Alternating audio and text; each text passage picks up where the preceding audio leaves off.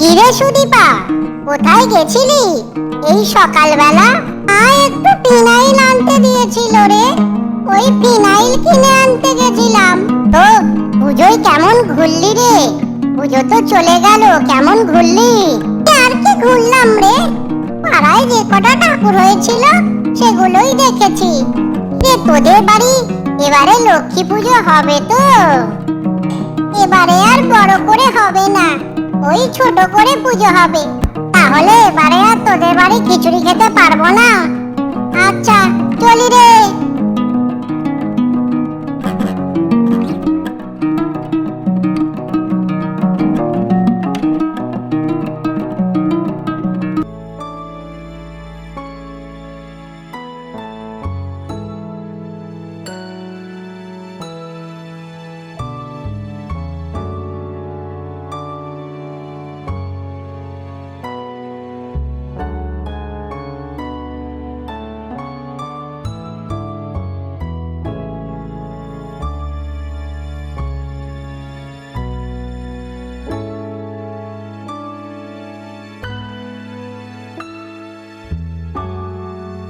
কি হে গোপাল, কেমন বুঝছো?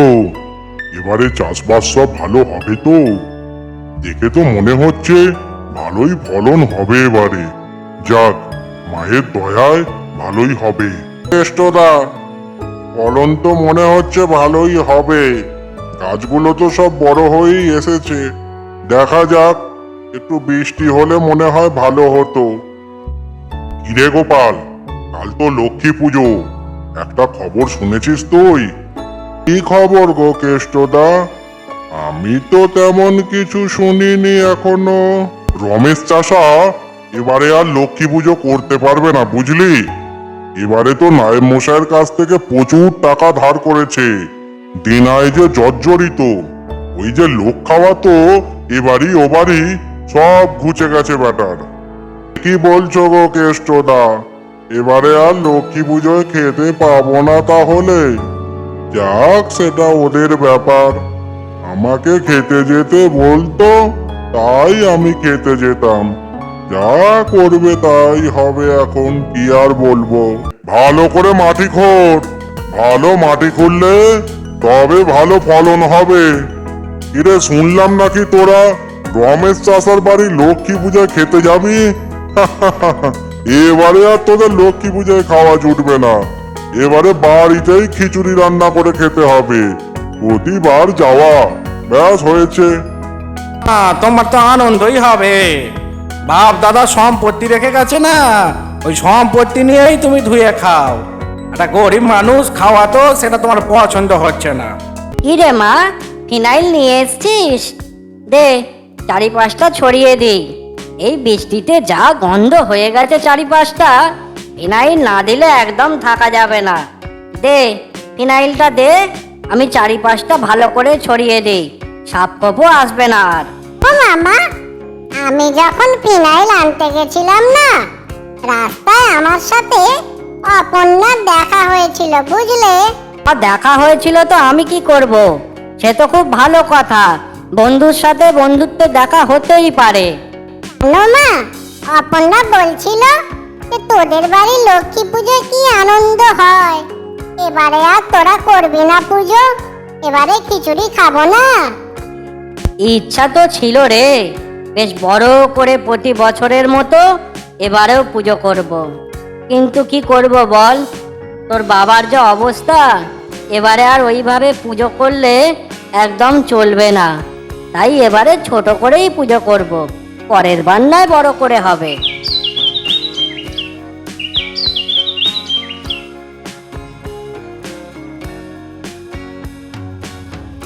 তো আজকে কেষ্টদা গ্রামে গ্রামে ঘুরে ঘুরে বলেছে যে আমরা দেনার দায়ে জর্জরিত, আমরা আর পুজো করতে পারবো না। সত্যি বলো, মা লক্ষ্মী যে এইভাবে আমাদের দিন দেখাবে বুঝে উঠতে পারিনি। কত বড় পুজো করতাম বলো তো। হবে গো, চিন্তা করো না। এবছর নয় লোক খাওয়াতে পারলাম না, কিন্তু পরের বছর অনেক বড় করে সারা গ্রামকে খাওয়াবো।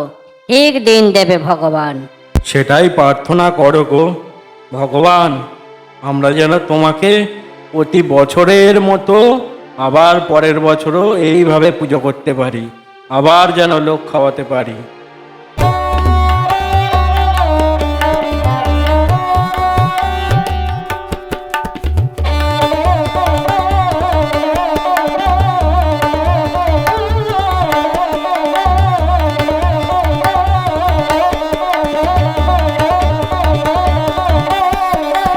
মা গো, এবারে তুমি এই ফল নিয়েই সন্তুষ্ট হও।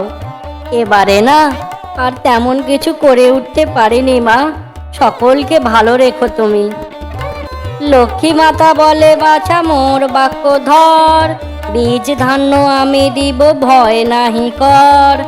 এত বলি বীজ ধান্য আড়াই হালালয়ে, বিনন্দের হাতে দিল প্রফুল্লিত হয়ে।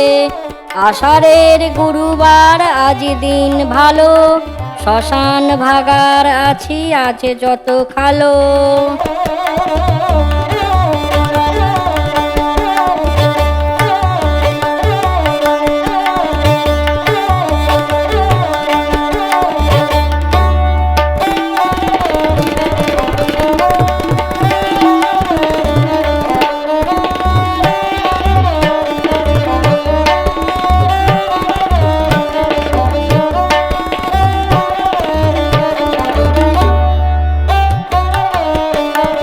ধনধান্যে আদি করি সকলি হরিল, হাহাকার করি রাজা ভূমেতে পড়িল।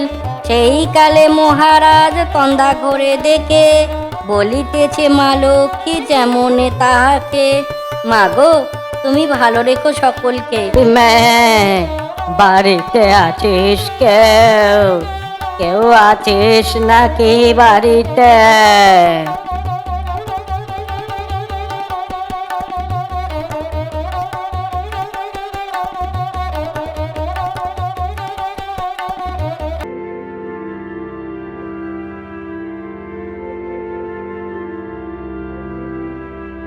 কি হয়েছে মাসিমা?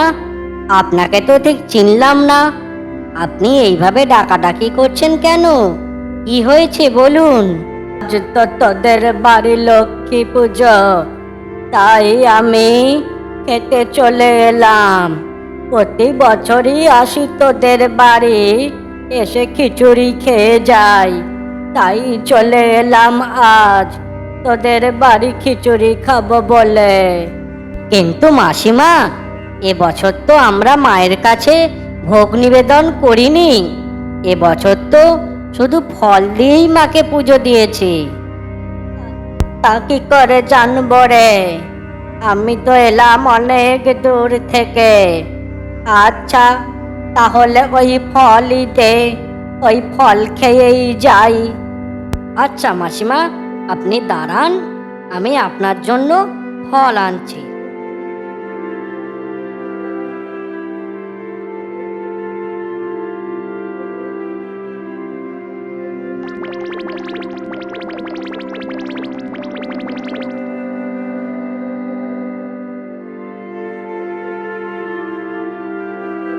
কি ব্যাপার? মায়ের কাছে এত ভোগ, ফল, মিষ্টি কে নিবেদন করলো? পায়েস আছে, খিচুড়ি আছে, কে নিবেদন করলো মায়ের কাছে? আমি তো করিনি। কোথা থেকে এলো? কোথা থেকে এলো এত ভোগ মিষ্টি? কোথা থেকে এলো? মাসিমা, মাসিমা আপনি কোথায় গেলেন? এই তো এখানে ছিল, কোথায় চলে গেল? এই যে বললো ফল খেয়ে যাবে, কোথা থেকে এলো কি জানি। এক বয়স্ক মানুষ এসে বললো ফল খাবো, আর চলে গেল। কি গো, কি গো শুনছো? শোনো না গো, কি গো? একটু আগে এক বয়স্ক মাসিমা এসেছিল, এসে বলল প্রতি বছর তোদের বাড়ি লক্ষ্মী পুজো এসে খিচুড়ি খেয়ে যায়। আমি বললাম খিচুড়ি তো করিনি, দাঁড়ান আপনার জন্য কিছু ফল আনছি। তারপর ঠাকুর ঘরে গিয়ে দেখি সে বিরাট কাণ্ড ঘটে গেছে গো। কিন্তু আমি তো কোনো বয়স্ক মানুষকে এদিকে আসতে দেখিনি। আচ্ছা চলো তো দেখি ঠাকুর ঘরে কি হয়েছে? হ্যাঁ, চলো তুমি দেখবে, চলো কি যে কাণ্ড ঘটলো, আমি তো কিছুই বুঝতে পারছি না। চলো। এই দেখো, আমি ওই বয়স্ক মাসিমার জন্য ফল আনতে এসেছিলাম, এসে দেখি কত ভোগ, কত পায়েস, কত মিষ্টি কোথা থেকে এলো আমি তো বুঝেই উঠতে পারছি না। ওই মাসিমাকে আমি কোনো দিনই দেখিনি, কোথা থেকে এলো। আমার মনে হচ্ছে স্বয়ং মা লক্ষ্মী এসেছিল গো আমাদের বাড়িতে ওই মায়ের বেশে। হয় মা লক্ষ্মী জয়। মা, তুমি আমাদের বাড়ি এলে আর এইভাবে আমার সাথে দেখা করে গেলে। মা জয়, মা লক্ষ্মী জয়, জয় মা লক্ষ্মী জয়। তুমি যাও, পাড়ার সবাইকে ডেকে নিয়ে এসো, সবাইকে আমি আবার খিচুড়ি খাওয়াবো। মা আমার আশা সব পূরণ করে দিয়েছে।